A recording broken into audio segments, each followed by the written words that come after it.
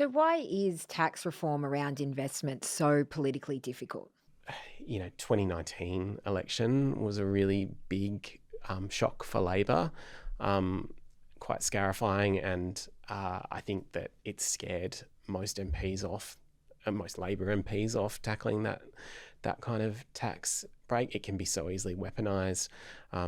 We refer to 2/3 of Australians who own homes.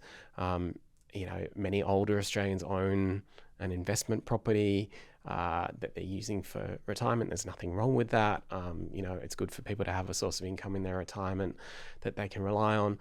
But it's become now so politically difficult to make any changes at all without running the risk of a scare campaign that I just think Labor MPs don't want to touch it. But I think there's a real question for the Greens here.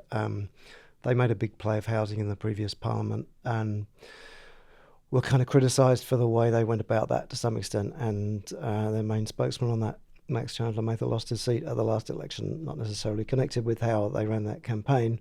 But while they are opposed to the tax breaks for investors and the capital gains tax exemption and so on, they're also on a local area quite often pushing back against developers building more density in inner cities and for more green space, which, fine, we all want more green space, but they're kind of caught in a slight bind, I think, and it might do them a bit of a favour if they could overcome some of those scruples about who builds houses and get on board with building more density. But then again, it might not. I don't know. It's a bit of a dilemma for them, I think.